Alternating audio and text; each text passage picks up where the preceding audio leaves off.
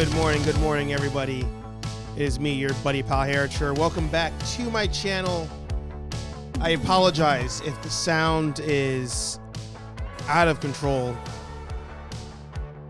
Looking at my sound bars here. Same audio issues of yesterday's HeyArcher Live are happening today. I don't know why, but alas, we'll keep moving on. You are here for another exciting episode of Nerdy Coffee with me, your buddy pal HeyArcher. Hopefully you're having your morning coffee, your morning tea, whatever it may be. We, of course, will be talking Wandavision today.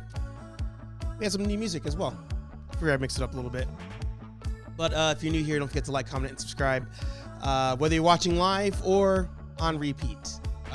Here on Nerdy Coffee, we discuss the latest Disney Plus TV show. Because Disney Plus is the only show or the only app that releases shows Friday morning.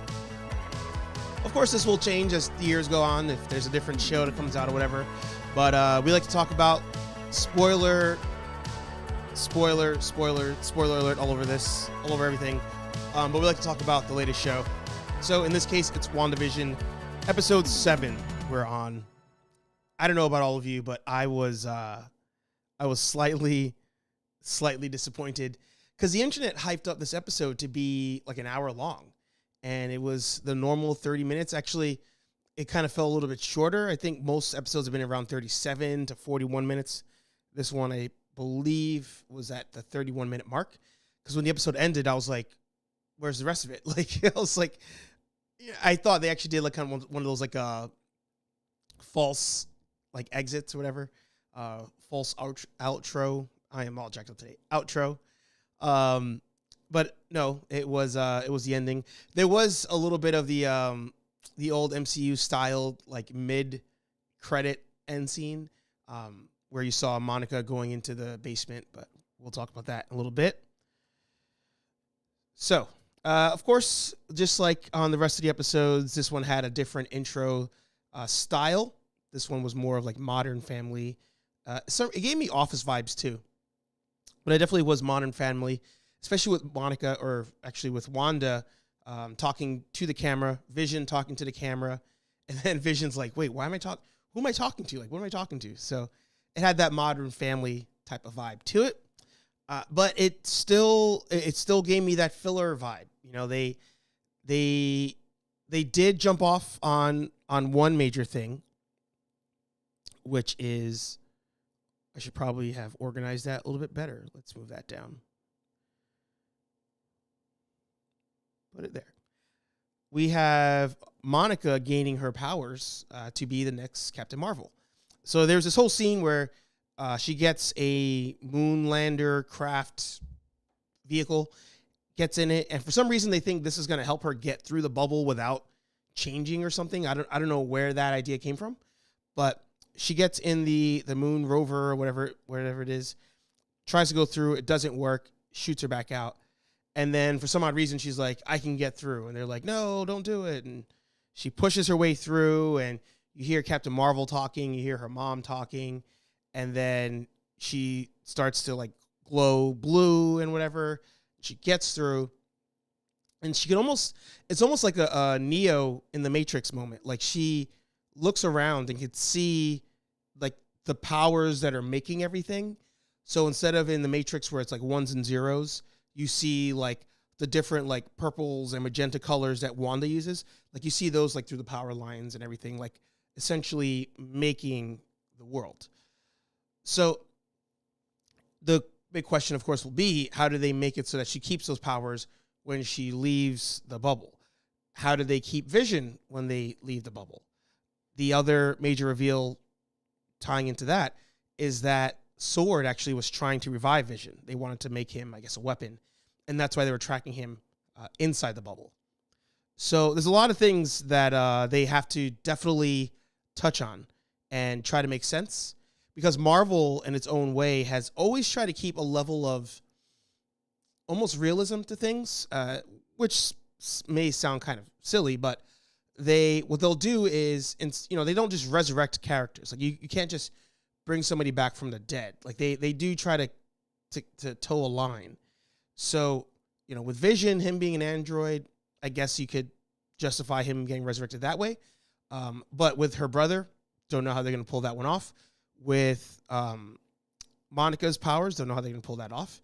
So that's, of course, going to be the big, interesting moment. Phoenix rises in the house. I have two main theories at this point. Oh, sorry. Let me get rid of the other thing, too. Good to see you, of course. One, that Ghost Rider is the cameo. Ghost Rider's a cameo as far as the, what do you call it? As far as, like, knowing somebody else that... Actually, where is Ghost Rider the cameo? The other one is that Darkhold and Agatha are drawing him in. Interesting. Could you elaborate more on the Ghost Rider theory? Because it's funny. The other point I was going to bring up was, of course, Agatha. And they have this whole, like, Agatha has her own intro at the end of the episode. Essentially, everybody knew Agatha had something to do with this. And the only thing that threw us off was in the last episode when Vision sees her in the car, it seemed like she was a victim to everything. But it turns out that she was kind of just pretending. But Agatha is the one that's kind of manipulating Wanda and has a whole, like, witch dungeon thing going on in her basement. For those of you who don't know, Agatha Harkness, I think it's Harkness, is a witch. She's one of the strongest witches on the planet, maybe in the universe. And she, in this case, is manipulating Wanda. So we had that impression that Agatha, which I didn't even think she had a name. I thought she was just a nosy neighbor. And then they started calling her Agatha, and I didn't catch when they switched. But Agatha, essentially, to me, was always the one that, and I'm sure it was obvious to a lot of you, she was involved somehow in everything. And at the end, they show how she did manipulate various things. They have that little, like, that little jab or that little fork poke, man, where she's like, yeah, and I killed the dog too. So they had that moment in there. But yeah, she's a witch and she's manipulating everything. I still, for some odd reason, think that she's involved with Hydra because I don't see any other reason for them to have the Hydra Easter eggs in various places unless Hydra is involved. All right, so Phoenix, let's see what you got. You said, my second theory is Dr. Doom is long conning Agatha to get Wanda's powers to kill Mephisto for his mom. Wow, you're going deep into the lore on that one. The only reason I am not all for that. Well, let me correct myself. I'm for that theory, right? I just don't think they set up anything to have that kind of long game on there. Let's see. Ghost Rider would be the big cameo they talked about. He shows up to fight Agatha and get the Darkhold, Keanu or Nick Cage. Again, I would love that. I just don't think they set it up for that. Or my second theory, that Dr. Doom is playing Agatha and is going to reveal himself and say that he did all of this to get Wanda's power to kill Mephisto. They said the last two episodes together are 6 hours with commercials. So all of this could work. Yeah, I thought it was the last 3 episodes. That's what threw me off. But that makes sense. But they said the last 2 episodes together are 6 hours. I think the whole show was supposed to be like, what they say? Like 6, I think it was like 6 to 8 hours or something like that. So that's where everybody thought, like, well, since the original or the other ones were like 30 minutes, the last 2 have to naturally be longer. I mean, I'm all down for Dr. Doom being involved here. I'm all down for Agatha being a pawn for somebody else. I love the Ghost Rider idea. I just don't think they set it up. And I think if they brought back Ghost Rider, they wouldn't do Keanu or Nick Cage. I think in this case they would want new blood to play characters. It wouldn't be somebody major like that. I don't think so. But I mean, I'm down for that. But I just don't think Agatha is running everything herself. I think she's being manipulated. So I agree with you for sure on that. Dr. Doom being involved in there would be great. And I would love to see. We'll have to come back to this episode once the show's over to see if you were correct on any of those. Aside from that, it was too filler for me. I don't get me wrong. I love the show, but these random filler episodes where nothing really happens, those always kill me. You could have done Monica going through the bubble without the whole sequence of the moon rover. You could have done, Vision and Darcy traveling through town without all the extras. I think I'm craving more. So they're doing a good job at that. They're doing a good job at pulling us in very slowly without revealing too much. But I'm kind of like, all right, let's get to it already. Let's just get to it. I believe we said that last week as well. But good episode nonetheless. Let's see. Here we go. I think I'll go work. Well, in Agents of S.H.I.E.L.D.'s timeline, they established Ghost Rider literally breaks out of hell dimension just to get back. That's true. They did have him in Agents of S.H.I.E.L.D. So they have precedents to say Ghost Rider's coming to get Agatha and Mephisto. See, I'll tell you how wrong I was. When they first previewed the show, I thought, Sword is keeping Wanda is a happy place since she's too powerful. Oh boy, was I wrong. Here's the thing. Whenever it comes to Sword and S.H.I.E.L.D., and anytime they have like these government agencies in Marvel and DC, they're always trying to have control over the strongest being. Like, that's just what they do. So your theory is not the original concept you had. This one here isn't far-fetched. I mean, that's completely possible. I would have thought that too. There's a number of theories, and that's what's fun about this show. I think, usually when it comes to a Marvel show or a Marvel movie, the theories are always about like how are they going to defeat the villain, right? So like going into Endgame, it's like, okay, what major hero will show up to help solve this problem? What I like about this show in particular is we're just trying to figure out who's behind everything still. Like, yes, Agatha's there, but we all, even you, Phoenix, we all seem to have the idea that there's somebody else, there's a bigger bad going on here. So that's what I like about this. It's not so much defeating the villain, because to the point they made in the show, Wanda essentially is the villain up to this point. She's the villain. So there's no need to defeat her.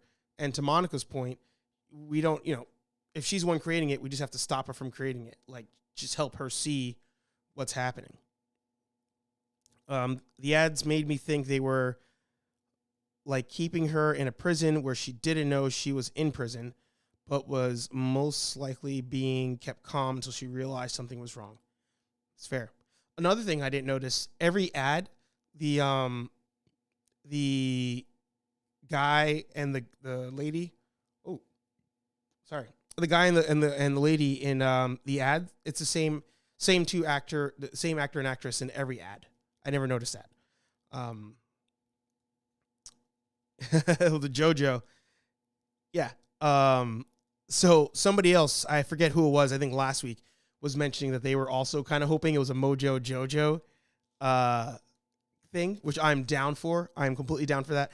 When I was thinking that, when somebody brought it up the other day, the Mojo Jojo, I was like, oh yeah, they could bring in the other X-Men that way. Similar to Titans versus Teen Titans, when they get pulled into this world of, somebody has all the Teen Titans fighting each other from different realities. I thought that would have been the Mojo Jojo link to bring in the X-Men. So you're not the only one that was on that. I like the moment. I like Monica's Captain Marvel moment of pushing through the barrier, like Carol versus the Supreme Intelligence. Yeah, it was very similar to that. And it's nice to have the other Captain Marvel here. I still think there's two things that are broken. I think in the whole Disney Marvel world. One, Captain Marvel, because I think she's just too powerful for any threat to really be a threat. I think that was a flaw they made there. Similar to in The Mandalorian, you have, what do you call it? In The Mandalorian, the Beskar, I always forget. His armor, like it being bulletproof, like I think is too much. Like that, he's also never in danger because he just walks through gunfire. So those are my current two issues in the Disney realm there. See, Seabass says, now the question is, what did Agatha do to the twins? That is a great question. They were asking that too. And then you had Quicksilver show up at the end as well. Let's see. No, JoJo's. Oh, you're talking about JoJo's Bizarre Adventure. The writer has a pin chant of killing dogs to establish how evil a person is. That's funny. That's funny. But yeah, with the twins, I don't know. And that's what's going to be fun about the ending is, yeah, how do they convince us, or how do they prove or justify things still existing outside the bubble? Now, in the House of M story, the twins, of course, vanish because Wanda made up everything. So they don't exist. However, in this one, will they do that? Not sure. I hope they do, because then if she kind of turns everything off and has to see her kids die off or like phase out, I think that'd be a really good kind of character moment. I mean, she's already experienced heartbreak, but it also would play into something different where there's not always a happy ending. So, you know, she has to say goodbye to Vision. She has to say goodbye to her twins and say goodbye to Quicksilver. And then the show ends and you're just like, ooh, that was heavy. And then Doctor Strange shows up. That'd be fun. All right, let's get ready to wrap it up. Here is a theory. The rabbit was the speedster. Bunnies are fast. And the fly was Wiccan, the fly on the wall who hears everything. It's true. Yeah, whenever they show things, you know, there is a reason for it. They're not just randomly zooming in on a fly or on the rabbit. So all good points. But hey, the show continues to be amazing. I just wish that it would, again, no pun intended there, speed up a little bit and get to the point. But hey, we figured out where Agnes is. We figured out that she is, in fact, controlling everything. And maybe we'll find out if there is a bigger bad controlling the whole thing. But hey, that was fun. Thank you, everybody, for stopping by. If you're watching the replay, of course, in the comments, let us know what you think of the show. Again, every Friday we'll be here talking about it after it debuts. Every Thursday, HeyArcher Live, where you can stop by. It is your show, not my show. We hang out, have a drink, we watch some trailers, we get pulled by YouTube. It's a good time. That is at 8 p.m. every Thursday. Other videos coming out every week. We have the vlog series continuing. New episode comes out tomorrow. Got some unboxings. We got some more reviews. Actually, yeah, I just reviewed a new Superman movie, which is not new, but it's new on HBO Max. So I'll do the 2-minute review for that. Otherwise, it's been a pleasure. If it's snowing out by you, be safe. If I don't see you in the comment section, I'll see all of you next Thursday for HeyArcher Live. I'll talk to all you nerds in the next video. Peace.